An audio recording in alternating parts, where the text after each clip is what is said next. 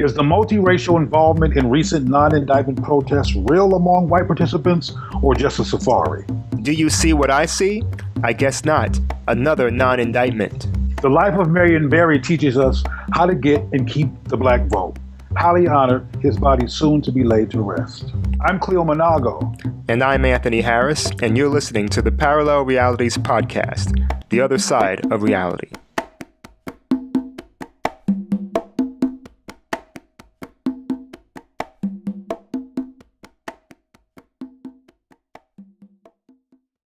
Greetings. Cleo, do you know what's happening? I think I do, man. I think I'm wide awake. I think I know what's up. How are you doing? I'm good. I think I know what's up as well, as I'm stealing a line from noted psychiatrist Frances Cress Welsing to ask you how things are going on. But obviously, another non-indictment. These appear to be happening weekly now, as prosecutors fail to actually prosecute.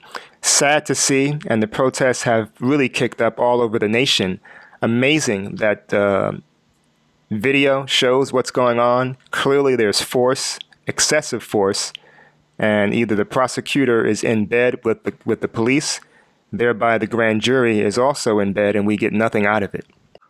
Yeah, well, at the risk of sounding redundant in terms of what people expect me to say, they're all in the bed with white power and white men being able to do what they want to do because his peers understands why he would kill a black man. And since they understand why he would kill a black man, given their mindset, they don't want to be making people sacrificial lambs who have the same perspective that they have. Well, and also so much for the idea that you can indict a ham sandwich with a grand jury, because now within 2 weeks, we've had two evidently or clear-cut cases where you think there'd be an indictment, so we could go to a trial. Didn't even happen in these cases. Totally amazing. And now, as the information is being leaked out about the Eric Garner grand jury, we're hearing that the prosecutor sealed the transcripts. We're hearing that Ramsey Orta, the man who supplied the world with this videotape, his grand jury testimony was really flaked off and marginalized. He, in a newspaper article, talked about how people were using telephones when he was giving his testimony. They really weren't present while he was giving his testimony. I wonder if that was the case when the officer, Daniel Pantaleo, was giving his testimony.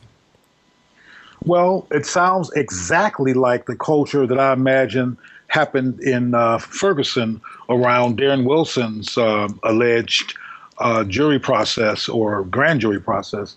Nobody in the decision-making position was interested at all in indicting him. So anybody who would give clear testimony that was to the contrary of their agenda, hey, they were eating lunch or typing or otherwise occupied during that process because they were not interested in indicting anyone. Absolutely. And just to give a bit more information about Ramsey Orta, again, he's the young man who videotaped the death and the murder of Eric Garner this past summer in August. And you may recall that right after he released this videotape, he was targeted by the police and framed and set up to that he had a gun possession charge. And then his wife was also framed and set up. So that just shows the lengths and how sinister this whole thing is. And it's amazing that either the mainstream media, the prosecutor, or anyone else could not see what was going on here and where we were potentially heading. Well, I don't agree that they don't see it. It's important to be specific so I won't sound just paranoid, but the press is a white-ran, agenda-having interface that very clearly affirms and prioritizes whiteness. So part of prioritizing whiteness is to deprioritize any information that's going to distract from that agenda, and indicating with great clarity on a consistent basis the injustice that black people experience is a threat to the agenda that even the media is continuing. Getting back to what you just said, though, regarding how the photographer or the person who videotaped Eric Garner's murder was treated, you may remember when we both were in Ferguson that we ran into people who had videotaped evidence who also were dealing with threats and phone calls and people trying to buy them out and buy their information so they wouldn't own it anymore, and they'll be no longer in control of it, and who are marginalized as a result of their unwillingness to play ball with the media. Absolutely, absolutely. Let me ask you this, though, and this is my feeling. Again, we talk about voting, and when we participate in the process, we don't get what we feel we should get. Now, we're asked to stay in there, to still go through the process, to be vigilant. Ramsey Orta, he doing a civic duty, if you will, gets framed, marginalized, and then when he goes in to give testimony, he gets further marginalized and actually ignored. So at what point do we say, okay, we, black people, need to find another way to do this? Because this route right here is not working out. At what point do we say that, okay, we've tried this route time and time again, let's go another way?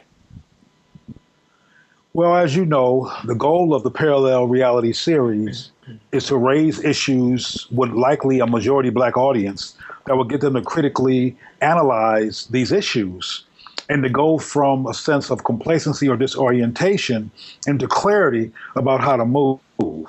And what we have to do is what they're trying to do now, but I don't think they have the kind of direction, they meaning protesters. They're trying to make it real clear on a consistent basis that they're not tolerating what has gone down. But again, as I've said in earlier shows, they're not focusing enough for me on the black human rights demands. They're still talking about this issue in terms of police brutality, and there's some discussion about Black Lives Matter, but it's so easy in the United States for things to become one-liners, you got milk, what I'm saying, or whatever, and no longer be seen for its seriousness. So the bottom line is that we have to collectively demand that we are not dehumanized and treated this way, and we need to build a movement with that agenda. Right. Well, and you kind of referenced it right there. There's many examples where the movement gets marginalized or slanted or skewed or co-opted in a certain way. We can go back as far as to the Black Panthers. And now that I mentioned the Black Panthers, Fred Hampton comes to mind as I believe December 4th or December 3rd was the 45th anniversary of his execution. Strong brother from Chicago, and he was executed at a very young age, just representing the community. We know that through the Black Panther history, that we can think things get co-opted. I say all that to say that earlier during this week, Devontae Hart, 12-year-old young man in Portland, Oregon, the photo surfaced all around the world. Everyone saw it. People lauded and viewed it as something that was symbolic of healing, right off the tails of the Ferguson, Mike Brown non-indictment. 12-year-old Devontae Hart is seen hugging a police officer in Portland, Oregon. Sergeant Brett Barnum was the man he hugged. The image was circulated throughout Facebook, got millions of views, people commenting on it and how beautiful it was. Little backstory on Devontae. He was adopted by a white lesbian couple in Portland, Oregon. Jen Hart and her wife, Sarah, adopted him and his two siblings. At the time of his adoption, Devontae was 4 years old. Much was made of that, Cleo, and a lot of people saw this as a can we all get along moment, and they, meaning the press, and many white liberals hopped on that opportunity to contrast that with the black rage we were seeing. What were your thoughts? Well, I have to preface my thoughts with that I'm a very sentimental person. I love puppies, and I like seeing children be saved from the well and from homelessness, and I have a big heart myself, but I thought that was some BS.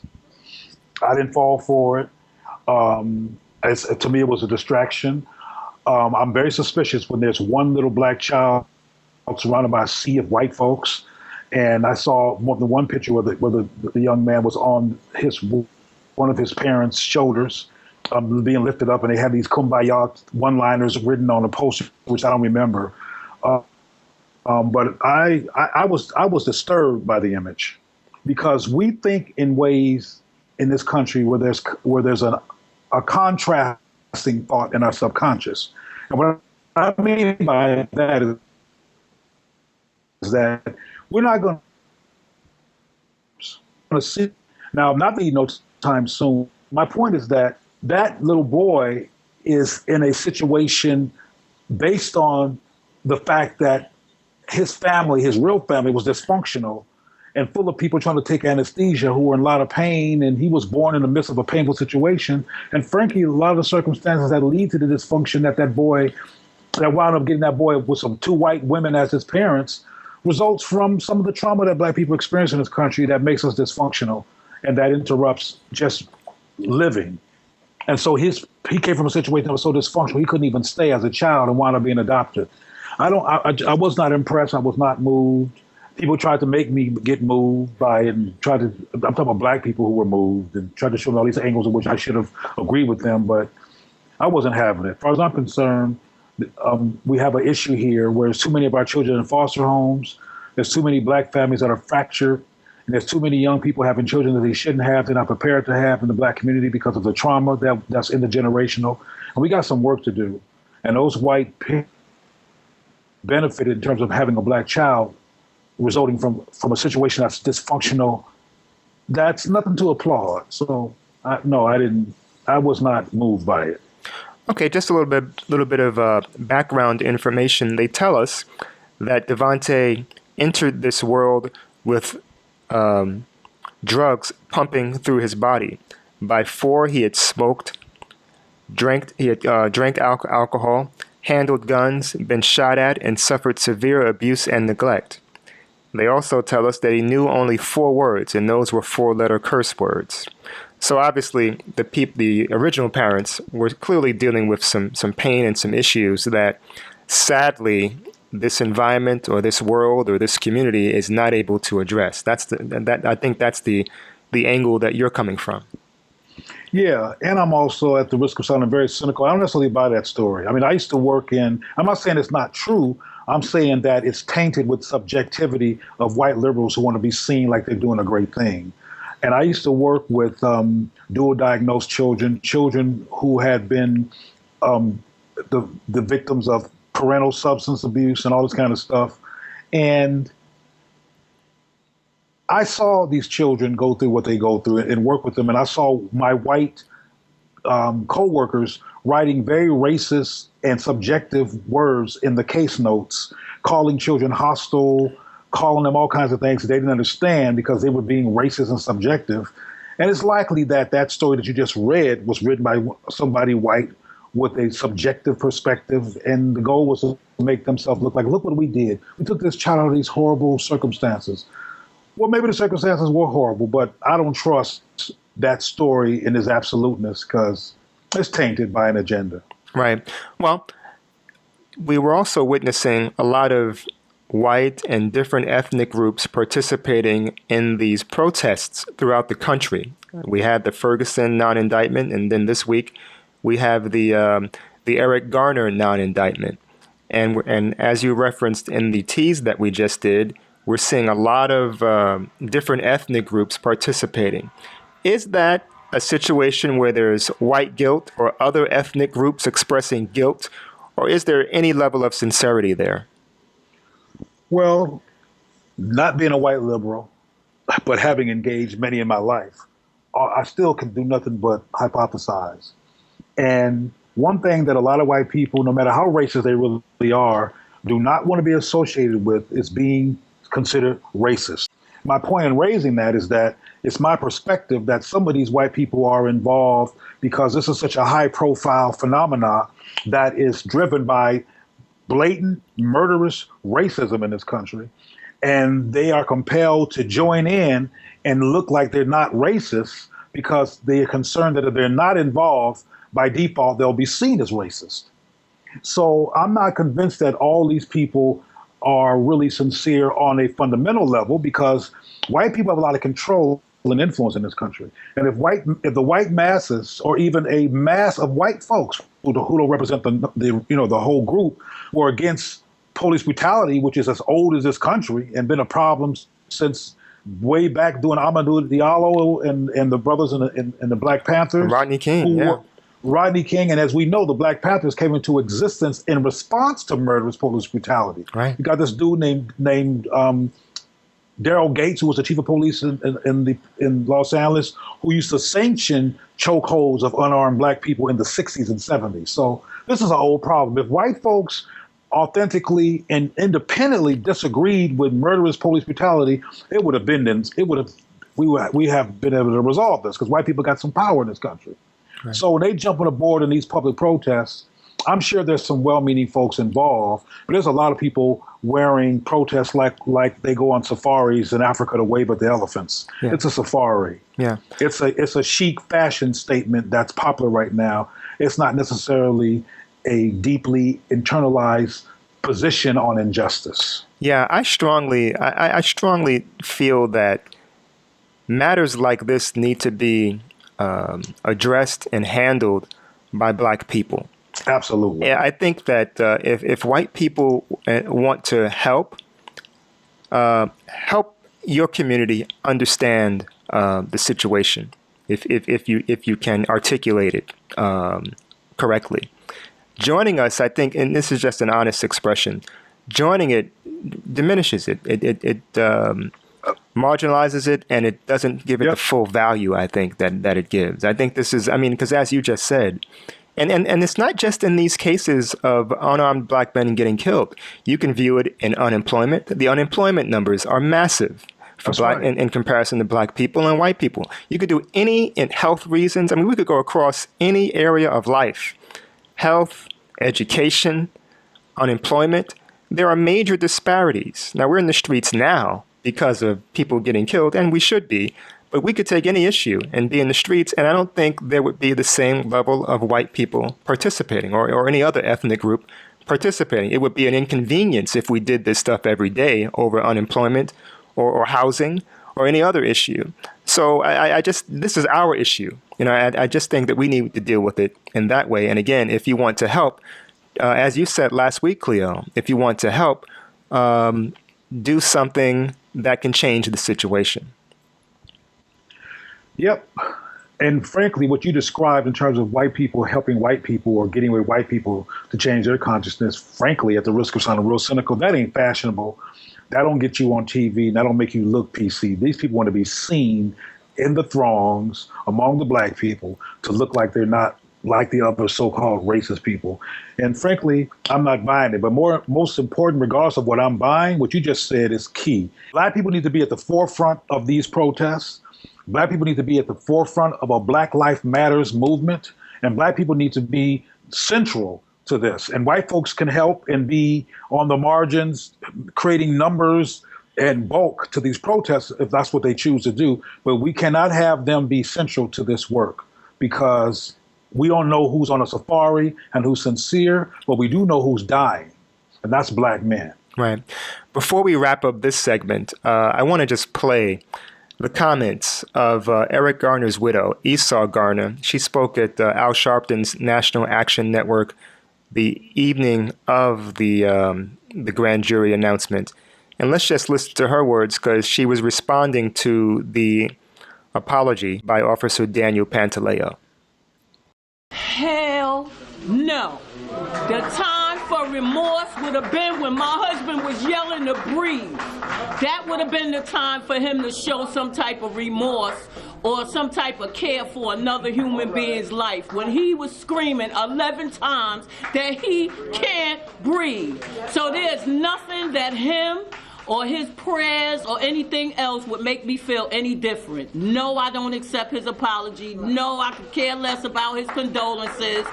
No, I could care less. He's still working. He's still getting a paycheck. He's still feeding his kids. And my husband is 6 feet under. And I'm looking for a way to feed my kids now. Well, what else is there to say? I agree with her. No doubt she's in great anguish. Just like Michael Brown's family, it's amazing that you can know that somebody was murdered because they were black, because this doesn't happen to white people generally. And hey, what can I say? I understand her sentiments. You're listening to the Parallel Realities Podcast, the other side of reality.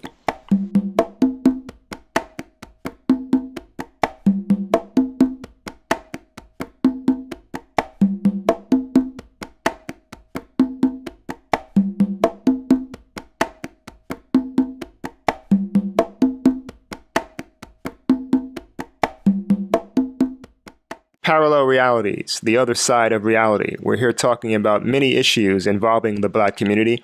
One continues to be unarmed black men of all ages getting killed. One of the more recent ones is 12-year-old Tamir Rice in Cleveland, Ohio, 12 years old, playing with a toy gun near a park. Police ambush him, and within seconds, he's dead.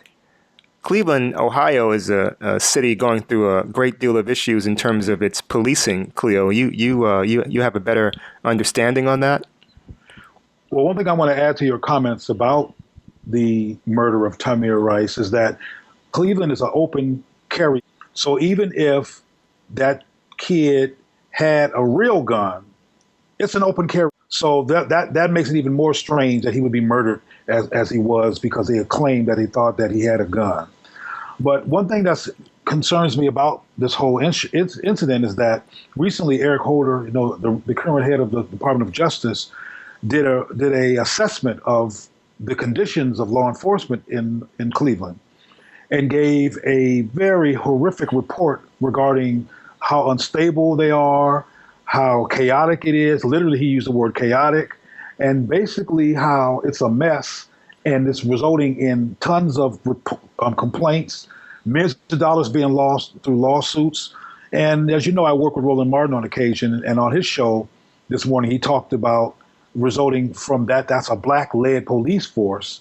He talked about other black-led police force in the country that are not doing well, and resulting from that perspective, he kind of suggested that race is not the issue, but justice is. And we have a difference there, because black-led towns don't get a lot of money, like Detroit, for example. Black-led towns are marginalized, and excuses are given all the time to give them less money than larger places. Usually, these cities don't get any money until they're preparing to gentrify the area, like what's happening in Washington, D.C. Exactly. So there's all these cofactors that come with being black, along with black people's states of mind and trauma, and in some instances, mental illness that is normalized and acculturated, that impacts how we deliver whatever we deliver, which would be including law enforcement. So when we talk about black anything, first of all, there's no such thing as a pure black nothing in this country. Everything that black people do and say is contaminated by whiteness. Getting a degree in this country, from high school to undergraduate to graduate degree, or graduating from any kind of institution, from elementary school to college, requires that you normalize and that you glorify whiteness. That's not true when it comes to blackness in this country, particularly on the school level. So we got to stop pretending that there's such thing as a pure black on black anything. Whiteness is there. White superior implications and black inferior implications are everywhere. I talked in an article that I wrote this morning about the fact that there are black cops on law enforcement who have issues with black people, who are also killing black people. And that does not get any press because it's a black on black murder involving law enforcement and civilians. Right. So there's all kinds of angles in which black people are compromised, stressed, or traumatized, including in an attempt to lead a city. For example, Marion Barry, who was the leader of Washington, D.C. as mayor, while being mayor and being successful, also was dealing with a personal substance abuse issue, which I call trying to find anesthesia because of the pressures and pain of trying to be black, no matter what you're doing in this society. So we got to start talking about these issues with dimensional context instead of in linear ways, which keep on blaming black people separately from the context, which is not helpful. Right. You said quite a few things there that I just want to touch on. Number one, you talked about gentrification, and that issue is happening all over the country. And the very interesting part about it that rarely gets discussed, and you referenced it right there, is that these communities, it's a gradual thing with the gentrification. The communities Right. initially were abandoned, they were given up on. Right. Then slowly, little things start happening to spruce up or make the community look better.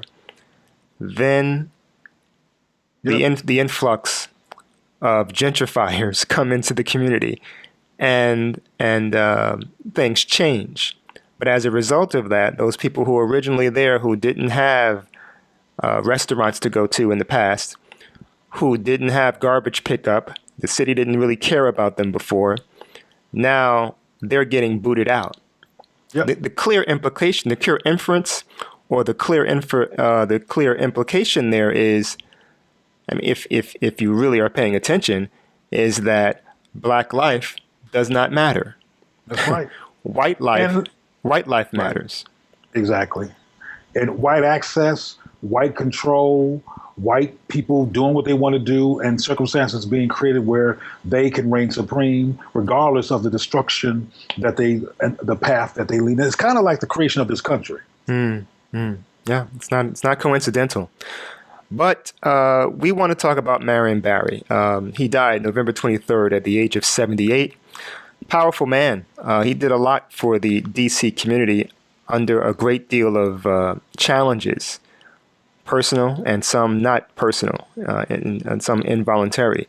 He did a lot for the school system in in D.C., while also, you got to remember, he was the mayor for several terms, 4 terms. The first stint was 79 to 91. And that covers a very key period in Black history, 70s, 80s, and 90s. And, crack is the drugs are coming into the community at that particular time. But there were so many stories when people heard of his death, of people talking about what he did for them and their community, or their families, in terms of helping them. He helped young people get jobs. He supported many programs in that community where DC other officials weren't even thinking about them. He was a great man. He came into power when DC was indeed Chocolate City. It is now more like Vanilla City, or at least Mocha or something, Latte or somebody. It ain't chocolate no more. But the point I'm making is that he came into power when Black people needed and were looking for a leader that had the intelligence, capacity, and drive to be responsive to them. And he was very responsive. He created jobs. He created business opportunities. He's empowered schools. He improved schools. He created programs for hungry and homeless people and provided free food and support to help empower people to take them from poverty to economic stability. He was a great man. Yeah. And we, as Black people, should be highly honoring of this man. Well, let me ask you a question, and bear with me for just one moment. Just talk about some of the things he did. Now, the main thing that everyone remembers is the 1990 drug video where the FBI entrapped him and he served 6 months in jail for that. And clearly that was not a good moment in his life in terms of what he was dealing with. However, in spite of that, a few years later, they reelected him and he served another term. Now, many observers, many people who were not involved in the issue may have seen that as, these people who are voting for this mayor who got caught smoking crack are crazy. Why are they doing that? What's wrong with these people? This is a perfect example of not letting someone tell you or show you how to represent or appreciate your own leaders. You know, we see it often in movies where someone white, Mississippi Burning comes to mind, where the narrative gets changed and it's seen through a white lens, and those other people who were very integral to the struggle and to the story, their roles are diminished. So you're being taught who to idolize in terms of the story. This Marion Barry narrative is quite different for the DC people. They're not letting anyone tell them who they should admire, because this man, with all his flaws and human frailties, represented them to the max. Well, every time I hear this term, flaws and human frailty, it irritates me to even hear that, because everybody white who has been notable or in power had profound so-called human frailties. Bill Clinton, George Bush, We know about Bill Clinton getting head in the White House and blah, blah, blah. I mean, we can go on and on, but no one ever references them every time they talk about them with their so-called human frailties. Mm. And being human means that you're going to be human at some point. So it reminds me of my reaction to the term black on black crime, which is another racist term, being that all people experience crime mostly at the hands of people in their own race. So everybody's crime that they experience generally is their group on their group crime. But only black people get the black on black crime descriptor all the time. It's racist, it's dehumanizing, and it creates this toxicity that black people keep internalizing, which is a barrier to our success as a people. So I just don't like to normalize the residue of white supremacy. He was quite powerful, and most black people should be honoring this man and be mourning him in this country. But right. White supremacy or the mainstream media referred to him as soon as they could, saying the crack mayor died. Exactly. And you have a major contention with that blind allegiance in the mainstream media, because when actors like Heath Ledger or Philip Seymour Hoffman die, they are lauded and praised as being great actors, and the fact that they overdosed from the drug that they were that had control of them and killed them is not even referenced. Meanwhile, in Marion Barry's case, yes, he did crack, but that's not what took him out right after he took it. Exactly. And he wasn't on the corner of his office as the mayor doing crack on the street corner. He was minding his own business. And people do all kinds of stuff when they're minding their own business, including getting head in the White House when they're minding their own business. So what should be important is his ability to govern. And he governed well, but also showing you just how much audacity these racists have at TMZ. As you mentioned, I'm bringing the Amy Winehouse as well. Actor Seymour Hoffman, who died of a cocaine and heroin overdose. We all know that the drug use days were behind Marion Barry by many decades, and he did not die from an overdose. Exactly. He died from being from living under difficult circumstances, including racism being a circumstance and stigma, to almost being 80 years old. Exactly. Just the way the city, the way D.C. rather is honoring this man, it harkens me back to how James Baldwin was honored in terms of here in the Harlem community, or people like Malcolm X or things like that. Again, as I said, the community not allowing the white supremacy or mainstream media tell them how to honor someone. They love this man, they love him unconditionally, and as a result of that, they're coming out and supporting him. Absolutely. He's well deserving of this king's procession that he's getting. They've taken his body through all the wards, the wards of D.C., where I am at the moment, so that people could wave at his body. And he's being treated like the king that he was and that he is in the consciousness of many people in this country. And I don't want to dwell on it because it's negative in the midst of this praise, but the crack mayor thing is highly offensive.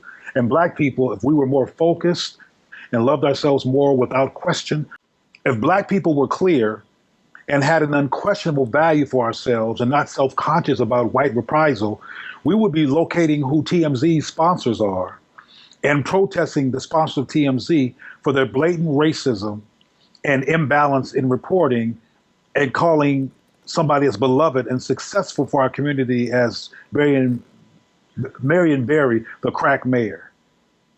And ask them why they don't call Heath Ledger the drug addict actor, or Bill Clinton the head-getting president, or they don't give these negative descriptors to white folks when they're honoring them. Right. Yeah. And we my point is that we need to protest that too. That's also an assault. Mm-hmm. It's just as assaulting, in my opinion, as non-indictments for murdering cops, because these perspectives murder the self-esteem of black children. When our leaders and people that have been good to us and helpful to us as a people are defiled, it traumatizes black children and has them questioning their self-concept and their self-worth, which has an impact just as dire as these non-indictments. We need to protest any challenge to black self-respect. Exactly. The ceremonies, the funeral services rather, and the ceremonies for former D.C. Mayor Marion Barry, quite extensive. Many people may not know, but just a bit of his bio, in addition to his mayoral accomplishments. He was involved in the civil rights movement. There are pictures of him with Martin Luther King Jr. He was with SNCC, the Student Nonviolent Coordinating Committee. Some may not know that he also held a Master's of Science degree in Organic Chemistry from Fisk University.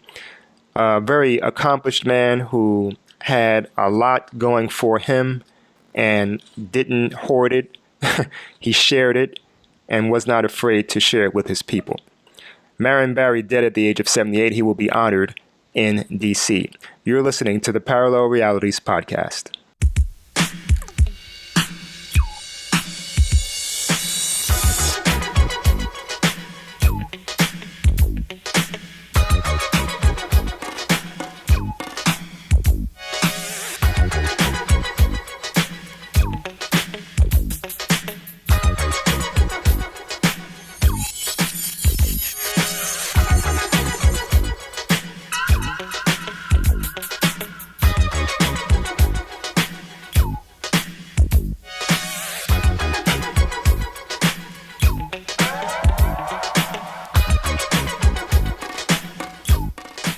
The Parallel Realities Podcast, the other side of reality.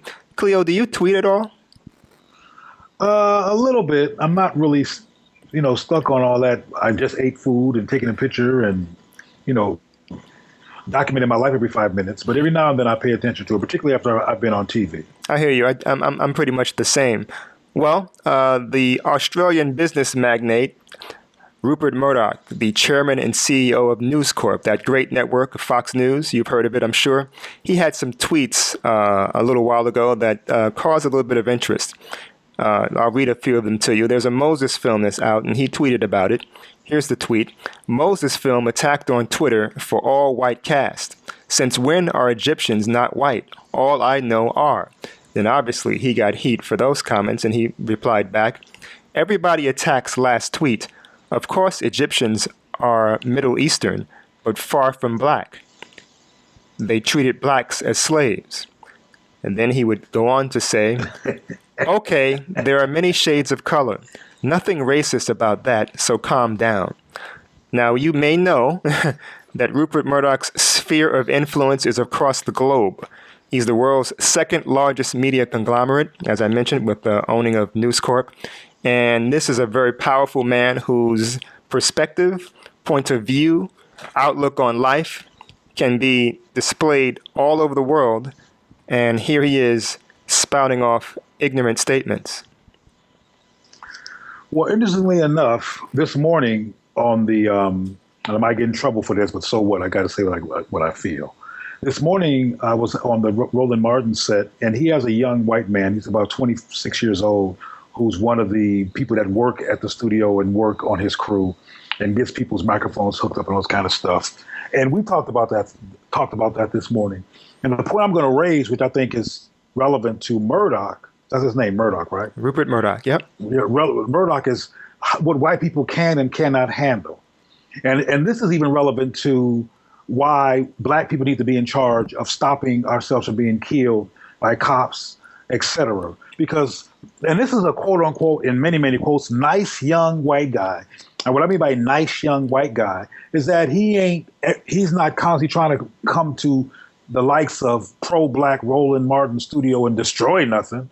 But he basically has a delusionally white supremacist block in his mind. And what I mean is that we talked about Tutankhamun and Murdoch and that black Africans were central to what's called Egypt, which we know as Kemet in terms of what it was really called, KMT. Right. And he kept on in very nice, subtle ways saying stuff like, well, it was part of the Middle East. And yeah, well, the Middle East is closer to Europe than it is to West Africa, and saying stuff that was not even true.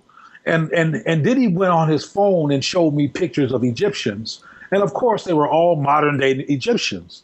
And I had to say to him, I said, do you realize that when you talk about so-called Egypt, particularly in its heyday, we're talking thousands and thousands of years ago? Do you realize that there's existing pictures from the relics of tombs that show the actual images of these people? And I went on the smartphone to show them these images where they were jet black. In some cases, they had cornrows in their hair from thousands of years ago. And he still, once seeing that, was finding ways to find caveats in which they could not have been black because he couldn't handle it. And he's mentioned that the Egyptians came out of the Middle East, and I let him know that many of the so-called Egyptians came up from Sudan, which are dark-skinned black people. Yeah. And so there's a neurotic ego investment here that Murdoch has and that the white press has in this country, including CNN, et cetera, of the perpetual need to make whiteness central, the best, superior, the great, even by defying reality. And Murdoch is dangerous. And I don't believe, like we talked about in the previous conversation, that Murdoch really believes everything he's saying. Murdoch is involved in a psychologically driven, desperate agenda for being the best thing that God ever created because he knows the truth and he can't handle it. Well, let me ask you this, and I don't necessarily disagree with you, but I think just as in the young man you referenced in the studio with the Roland Martin set, this has been ingrained in their minds from day one, from father, mother, great-grandparents, grandparents, and great-great-great-great-grandparents. So this white supremacy is within them. So they just, at that age, young and oblivious and not really knowing history, and even in Murdoch's case, they just believe it. They believe it, and I don't think it's as and I'm not trying to marginalize your words, but it's not that deep to them. They just believe it, they feel that way, and they're moving on with their lives. Well, you're right, I believe, in terms of their conditioning. But when they're confronted with truths and another consideration, like this young man this morning, they literally start sweating. Now, I don't know if Murdoch was sweating or not, but he definitely sounded defensive and kept on saying interesting things in these tweets that you read to me, which means that he was combative against a challenge to what he's been trained in an unwillingness to look at another reality. Right. And it's the unwillingness that creates a certain level of disingenuousness. Because if you're confident in what you're saying, then you'll listen to anybody. I mean, I'll listen to anybody. I'll have a conversation and a debate with anybody. And I'll listen to them. Yeah. And I'll investigate what they say. Well, exactly. Well, it reminds me of a couple of shows ago where we had the South African studio situation, and the woman was confronting this guy with information that he couldn't handle. So as a result, he threw off his microphone and stormed off the set and was belligerent with the South African sister that he was communicating with. This was a white man. So yeah, the first sign of someone being either disingenuous or dishonest is how defensive they are, always. But I think the space has not been made through the education systems, and through I'll be done in a second, and through mainstream media to have a serious, unbiased conversation about this. I mean, we're still having debates about slaves and whether black people turned other African people to slaves. We're still having those conversations when it's been proved that it didn't happen. So, and that fits the narrative to tell the story better for them. That's right. And I'm glad you brought up that situation on the news set in Azania, or so-called South Africa, because it was a perfect, marginalized, because we don't get to see it that much, but it was a perfect living example of what I'm talking about, because the sister was speaking in very nice, calm tones. Yeah, she just was not falling for the narrative that the white dude needed to believe in to recreate the illusion of his superiority. Exactly. And when she challenged him very calmly and respectfully, he got up and he couldn't take it. I mean, you could listen to what he said. You're not going to get away with this, and no. And what he was saying no to was, no, I will not be reduced to what I really am as another human being who's no better than nobody else, who has issues. Right. I will not face it. I will have to make you bad and attack you and set up a situation where you're the one to be attacked because you're wrong. And that's why Trayvon and Emmett Till and Michael Brown and Amadou Diallo and Sean Bell, and we can go on. That's why they're dead. It's the same thing. And if that white dude was in a situation where he could have killed that sister because of the rage that he had that came from him, she would be dead. Right. And as I said to you when we ran that, I said to you that type of stuff happens in so many other ordinary day relationships between black and white people. It could be waiting for the cab. It can be that's right. Yeah, at a restaurant. It could be at work. It could be anywhere. And these little things happen because of the arrogance and the ignorance of some white people in terms of history. But let me ask you this also. It's just natural, though, to have that, though, because when you've been taught erroneously, but when you've been taught that you're bad and you're great and your people did this and you conquered other nations to make them so-called better, you're going to come up with no other narrative. You're not going to think anything else. And then when you've not been taught that in school, you know, when that same narrative has been lauded and proven to be great, you're gonna walk around with a big chest. Then when someone comes to tell you, no, this is what really happened, you're gonna be like, no, you crazy. That's just natural.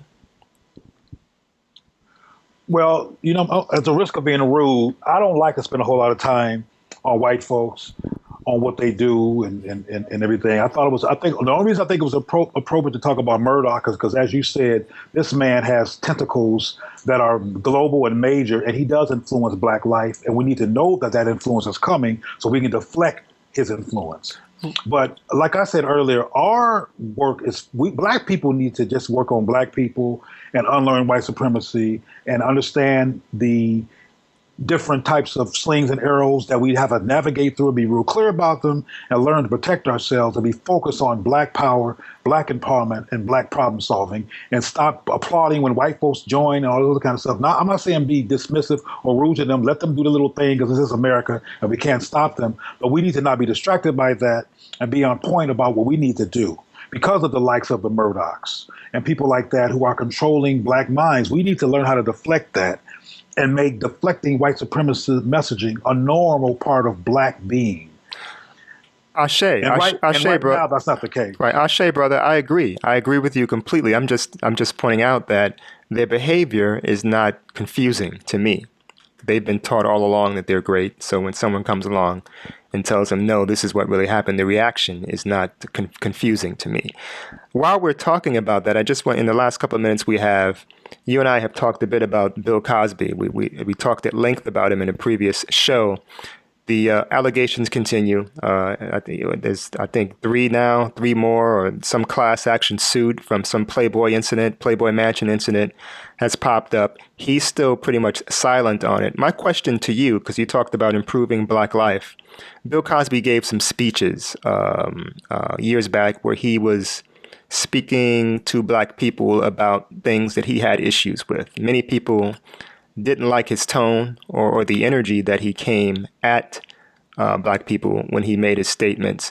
But my question to you, was he really speaking to them in terms of love and someone who still loves black people, but was taking off the gloves and saying, yo, change this. This is why we're in the situation that we're in? I would like to think that Bill Cosby, given his track record and some of the things he tried to do, does care about himself, who's black.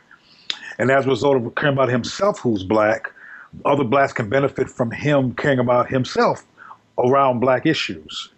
And the reason I say it like that is because I think that Cosby is and has been very self-centered. And because he's black and we benefit from his self-centeredness, we feel like he is a leader in our lives. But Bill Cosby is another underinformed, emotionally damaged black human being in this society who was able to mask that with talent and with TV shows and with access to white spaces. So when he got up there talking all that smack about black people, he was well intended, but it was a bad approach. It was an underinformed approach. It was a out of context approach, which is always dangerous.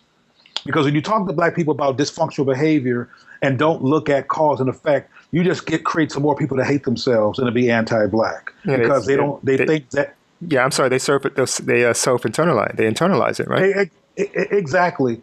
And we cannot afford to live our lives out of context of the reality that we live with institutional racism poisoning every single solitary aspect of our life, from birth to junior high school, college. All of it is a white supremacy training ground. Right. I don't want to diminish the rape allegations, because now several black women have come to light alleging that he raped them or sexually assaulted them. But I just were any of them your color? No, they weren't. And we had that conversation when they first came out about most of them being white and light. And light, exactly. So we talked about that then. But I just wanted to point out, though, that he remained silent. He remained silent through all of this. And I just think that someone who I think we'll both agree that he was loved in the black community, and those statements that he made disparaging about black life, people looked at him differently as a result of that, and he took a lot of heat in the black community because of that. I'm just wondering, had he not made those statements, would there be an outpouring of love for him, or people challenging these rape allegations? Or now, because he made the statements, people have kind of written him off and he's left to kind of fend there for himself? As we discussed in one of our last conversations, in his last appearance in Florida, I think it was 16 women in at that point, he got a standing ovation. And none of the people know him. I mean, it was a crowd of people that see him as a celebrity, and they were clapping for his image. But there are black people and other people, but particularly black people, who still support him. There's conspiracy theorists. There's people who are saying, including among black women, interestingly enough, who are saying that he tried to buy NBC. Well, he tried to buy NBC a few years ago, and right. Well, let me ask you this: some people know how vindictive. Go ahead. I was going to say, some people know how vindictive elements of white supremacy can be, how they never, ever let up. And then when they finally, if it was a year later, 2 years later, 3 years later, like they did with Saddam Hussein and other people, they stay on course and they finally get you. So some people think that that's what happened with Bill. Yeah, or Marion Barry in that case. But back to your question, these diverse perspectives on it make sense. And I'm glad they're happening. I'm glad we're not buying this whole thing wholesale. Yeah. Well, we should be suspicious. Right. But again, as you just said, he would help it so much more if he just said something. And he looks real guilty, frankly. Exactly. For not saying anything. And even he's losing honorary doctorates. Yeah. He's losing sponsors. Folks who didn't do stuff wrong, they don't let that happen. Right. Yeah, exactly. Okay. Well, Cleo, do you have any other comments? We've talked about a lot here. Any other final comments? No, I think we should give our listeners some relief. Okay. We've covered a lot of stuff. The other side of reality has been full today. I hear you. Okay, well, we appreciate you listening. If you have any comments, you can, by all means, email us at parallelrealitiespodcast@gmail.com. You can also like us on Facebook and follow us on Twitter at ParallelReal. Also, there's a video that I hope Cleo will be posting soon of you want to see parallel reality in images? We have a video that kind of shows that. So we hope you take a look at that, and it will be posted soon. And I'm sure the website will be up soon as well. For Cleo Monago, I'm Anthony Harris. Thank you so much for listening.